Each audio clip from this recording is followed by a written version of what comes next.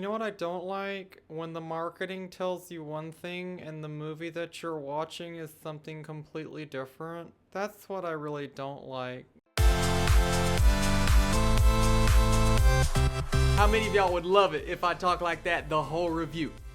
No one? Okay. What is up, Flick fans, and welcome back to my channel. Today we are talking about the brand new movie starring Gina Rodriguez. This is Miss Bala, the Bullet. As always, we are going to talk about this movie. Get down in the comment section. Let me know if you want to see it, if you plan on seeing it, whatever you want to talk about it in the comment section below. This is our space to talk about Miss Bala. Let's get into this review. So Gloria finds a power she never knew she had when she is drawn into a dangerous world of cross-border crime. Surviving will require all of her cunning, inventiveness, and strength. You guys like my Rick and Morty cup?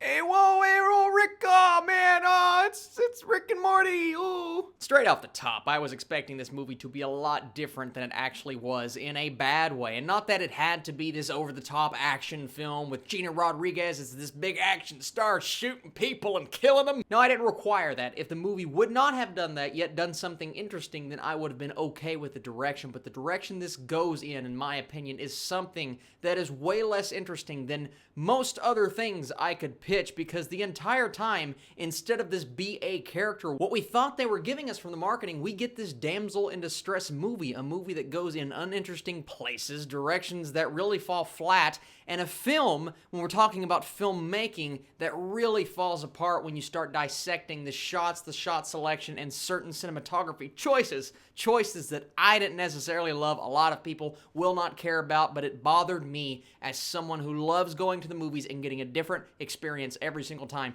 This was not a different experience. This is a movie I have seen thousands of times before, just a lot less interesting. And when I grade a film by its story, how it affects me, but I also look at the technical aspects, from shot selection to cinematography to lighting, something that I rarely talk about, but when you notice how bad that lighting is, you have to talk about it. And I noticed that multiple times throughout the film. The lighting on the characters' faces, they're very poorly lit. The shadows, there was an overuse of shadows, and that may have been a stylistic choice, but it did not work for me. The film scene, not tonally, but literally dark, and I could not tell what was going on in certain scenes, and other scenes when I needed to see the characters' faces to see that emotion, the emotion that they want to affect you, it's just really poorly lit, and that was distracting. And I read the summary for you. Surviving will require all of her cunning, inventiveness, and strength. It never showcases that. While she, and I will say this being completely honest with you, she is very good in this movie. She shows range, she shows emotion. It's just the material that she was given was very uninteresting from a character perspective.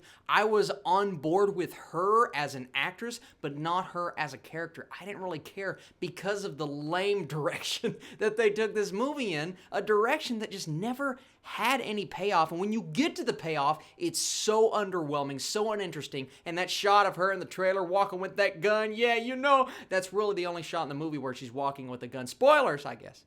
Like I said, she's just a damsel in distress the entire movie. She continues to get caught up in this web of, oh, was she there? Is she actually involved? Is she really a bad guy? Who do I trust? Who do I not trust? Gina Rodriguez, you're a good actress. It all gets so convoluted. They establish this group of people as being the really bad guys, and then they start to make you care about him, and they play the somber music as he goes into his emotional backstory, and I'm like, I'm not buying this. I don't care. I don't want to see this. He's a very evil person. You see that from the way he treats Gina Rodriguez's character. Why are they trying to make us care about him? Prior to this point, I hated his guts and I wanted her to shoot him, but oh wait, she doesn't use any kind of weapons because this is a movie where she just sits and screams and yells and watches people get killed. And like I said, even if it wasn't, even if we got a story that wasn't this really action-oriented, something that could have been along the lines of a Sicario, because we deal with all of these drug wars and the police and the enforcement and everybody turning on each other, and there's twists and there's turns, but it was just so uninteresting. Tack onto all of that the fact that it's not rated R, it's PG-13, so anytime there was a shootout or anything involving anything exciting, it wasn't exciting because they had to avoid all of those things. They couldn't be realistic with it. You're talking about one of the craziest things going down in the world right now. This stuff is actually happening. So if you want to bring your 8th grader to a movie about the drug wars and people getting captured and prostitution, then you take him, because it's gonna be fun. No, it's not gonna be fun. The first hour and 25 minutes of this film were a complete drag. I kept checking my clock. I don't have a watch, I say clock, because I use my phone, but it was just so boring. I'm sitting there waiting on something really interesting or intriguing to happen, and every time something like that does happen, there's another 10-15 minutes of really slow dialogue and character interactions that you don't really care about, and things that come back around at the end, of course, plot points that are set up, and it's the same thing you've seen 1,000 times before, except this time our lead character hides and screams and goes along with everything everyone is telling her until the main end, of course, when she finds herself. Spoilers again. Why was Anthony Mackie in this movie? I knew exactly who his character was when he first came on screen. Why was the ending so dumb and uninteresting, and it goes in a direction that could potentially set up a sequel? I guess I didn't think about that. And then why does it turn into an espionage movie like 3/4 of the way to it? Starts playing this espionage music and somebody's infiltrating this place, and I'm just like, okay, this tone is completely different than the rest of the film, but I really like this music.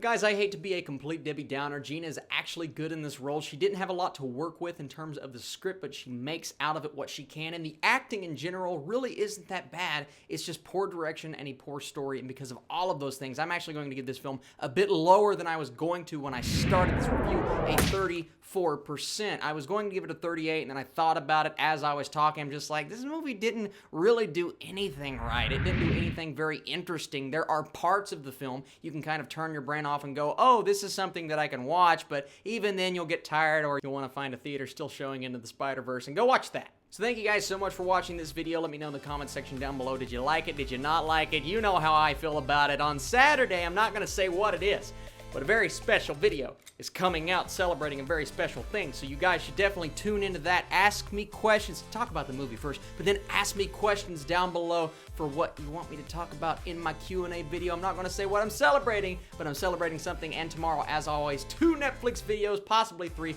We'll see how far we get. You guys are, as always, the absolute best. And I'll catch you very soon.